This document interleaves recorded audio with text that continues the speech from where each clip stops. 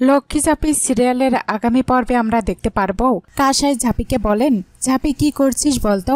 তখন থেকে ঝাঁপি বলেন, হিসাব করছি গো। ও তোমায় ফোনে কথা বলতে অসুবিধা হচ্ছে না?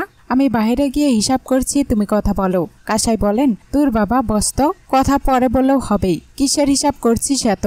ঝাঁপি বলেন, দেখছি কাসাই দি, কোন অঙ্কে 2 বছরের মধ্যে 80 লক্ষ টাকা জোগাড় করা যায়। কাসাই বলেন, ও বাবা, এটা তুই এক্ষুনি মিলিয়ে দিবি, অঙ্কে তোর মাথা যে ফার্স্ট। ঝাঁপি বলেন, কিন্তু এখানে যে আমার মাথাটা ছোলো হয়ে যাচ্ছে কাসাইদি। আজ অব্দি এত কঠিন অঙ্কের মুখোমুখি আমি কোনোদিন হইনি, কিন্তু সময়টা তো মাপা।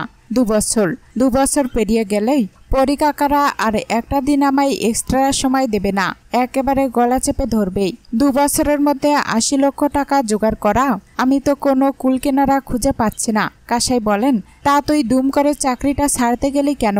চাকরিটা থাকলেই তাও তো অন্তত উপায় হতো বল। ঝাঁপি বলেন, না গো, ওটা কোনো উপায় নয়। ওটা দিয়ে তো আমি শুধু সংসারটা চালাতাম, চাকরিটা দিয়ে তো আমি 80 লক্ষ টাকা জোগাড় করতে পারতাম না। হ্যাঁ, চাকরিটা ছেড়ে দিয়ে চাপটা বাড়লো বটেই, কিন্তু ওই চাকরিটা থাকলেও এমন কিছু উপকার হতো না। ইনকা ঝাঁপিকে বলেন, বাবা, বেকারের আবার বড়দিন আর ছোট দিন। ঝাঁপি বলেন, কথায় বলে চিরদিন কারোর সময় নাহে চাই। আজ যে কাজের চাপে দম ফেলার সময় পায় না, কাল সেই আচমকাই বেকার হয়ে যায়।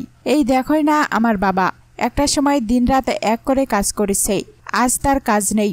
একটা সময় লোকটা সবাইকে ফেমাস প্ল্যান দিয়েছে, আজ বিপদে পড়ে এমন ঘেটে গেছে যে তাকে কেউ ঠকিয়ে নেওয়ার চেষ্টা করছে। আবার আজ যে বেকার, কাল সে হয়তো এমন একটা কাজ করে দিল যে তুমিও হাততালি দিতে বাধ্য হলেই। সবই মা সারালক্ষ্মীর ইচ্ছে। যাই হোক, কানে কানে একটা কথা বলি তোমায়, ঝাঁপির স্বপ্ন শুরু হয়ে গেছে, তুমি দেখতে থাকো। ইনকা দীপকে বলেন, ঝাঁপির এই গোমরটা ভাঙার দরকার ছিল, জানো তো। সারালক্ষ্মীর দোহাই দিয়ে একের পর এক হুজ্জতি করে যাচ্ছিল। আজ তো তোমার বাবা খুব করে ওকে কথা শুনেছে, জানো তো। খুব বার বেড়েছিল, একটু অঙ্ক করতে পারেই, আর পাড়া প্রতিবেশীদের কাছে একটু পিঠ চাপড়ানি খেয়ে ঝাঁপি নিজেকে রাজা উজির ভাবতে শুরু করছিল। যাই এবার খোলা মার্কেটে গিয়ে খুঁটে খেয়ে দেখ কেমন লাগে। ব্যবসার খুব ধরছিস তুই, এবার আমিও দেখি কোন মহুত কোম্পানিতে তুই চাকরি পাস, তোর বাবার দেনা কি করে শোধ হয়, আর এই বাজারে তুই কি করে সারপ্রাইভ করিস, আমিও দেখে নেব। দীপ বলেন, আমিও দেখতে চাই ইনকা, ঝাঁপির এই রেসপন্সিবল বিজনেস মডেল কোথায় আছে। ঝাঁপির বিজনেস মডেল হলো যেখানে ব্যবসায়িক তার নিজের স্বার্থ না দেখে কাস্টমারের স্বার্থ দেখবে। আমিও দেখতে চাই ঝাঁপি এই বিজনেস মডেল কোথা থেকে খুঁজে পাই। ঝাঁপি ইনকাকে বলেন, ওই লোকটা আমার বাবা ম্যাডাম, ব্যবসা করতে এসেছেন বলেই এই মিনিমাম মানবিকতা ভুলে যাবেন।